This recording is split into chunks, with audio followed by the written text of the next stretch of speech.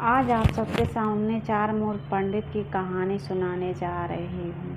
एक समय की बात है। एक स्थान पर चार मूर्ख पंडित रहते थे। वह चारों विद्या अध्ययन के लिए कन्याकुब्ज गए थे। निरंतर 12 वर्ष तक विद्या आरंभ करने के बाद वह चारों पंडित शास्त्रों में महान हो गए। विद्या अध्ययन करने के बाद चारों ने निर्णय किया, अब हम अपने स्वदेश लौट चलते हैं। उसके बाद वह चारों एक मार्ग पर सीधा चलने लगते हैं। कुछ देर चलने के बाद वह मार्ग 2 भागों में बँट गया। 2 हिस्सों में बँटता देखकर वह कोई निश्चय नहीं ले पा रहे थे कि हम किस तरफ जाएं, तो वहाँ उन्होंने रुक गया चारों।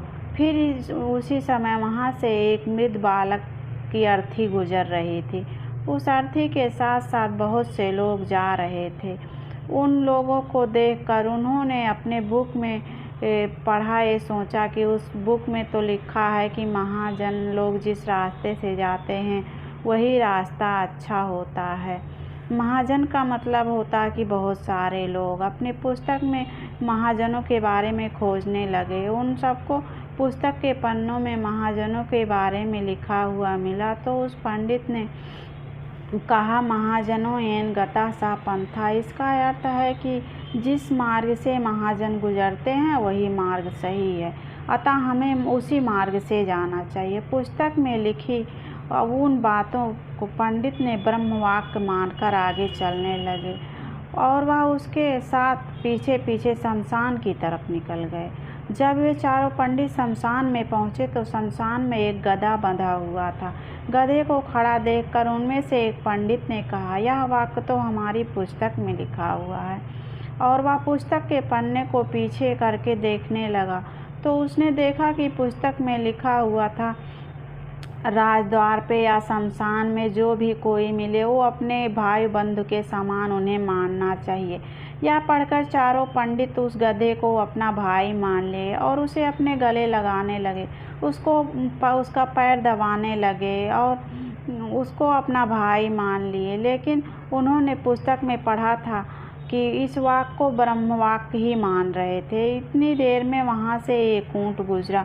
ऊँट को देखकर वह चारों पंडित दंग रह गए, क्योंकि वह चारों ने 12 वर्ष तक सिर्फ पुस्तक ही पढ़ी थी और विद्यालय के चारों तरफ ऊंची दीवार होने के कारण उन्होंने विद्यालय के बाहर कुछ नहीं देखा। ऊँट इन चारों को देखकर वहाँ से भागने लगा। ऊँट को भागते देख उन चारों पंडित में से एक ने बोला, यह तो हमारे पुस्तक में लिखा हुआ है। और उसे यह व्याख्यान याद आ गया, धर्मस्त्वरिता गति। इसका अर्थ यह होता है कि धर्म की गति बहुत वेग होती है और उन्हें निश्चय हो गया कि वेग से जाने वाली, तेजी से जाने वाली यह वस्तु धर्म ही है। उसी समय एक पंडित को याद आया, इष्ट धर्मेण यज्येति, अर्थात धर्म का संयोग इष्ट से करा देना चाहिए।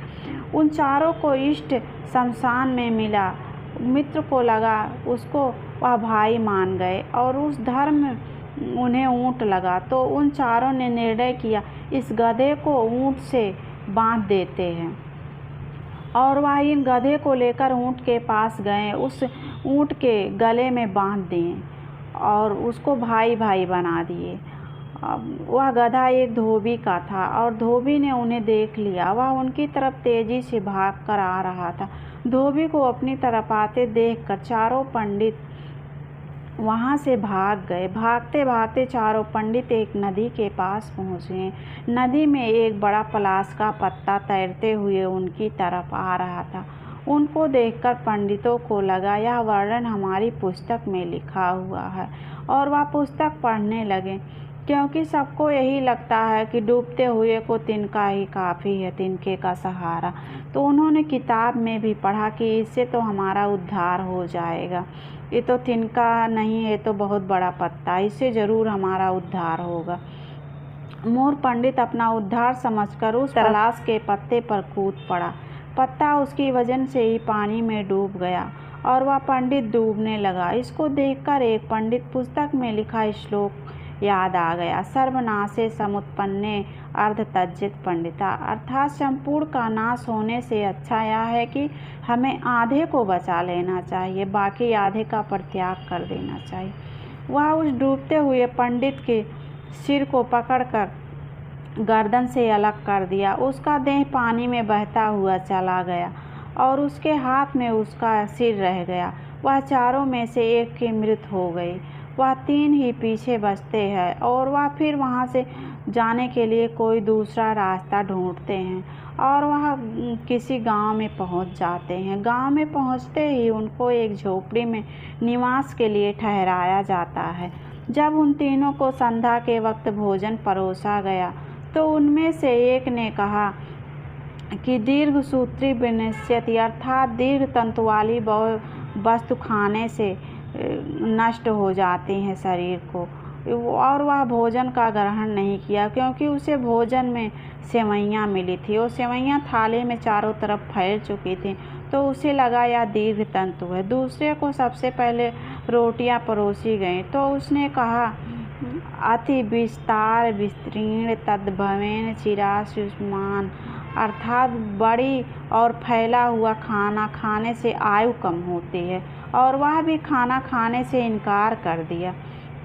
तीसरा पंडित को छिद्र वाली वाटिका दी गई तो उसने कहा छिद्र वाली वस्तु अर्थात छिद्र वाली वस्तुओं में खाने से अपशगुन होता है, इससे अनर्थ होता है। यह कहकर वह भी खाना नहीं खाया और वह तीनों कोई न कोई बहाना करके खाना छोड़ दिए।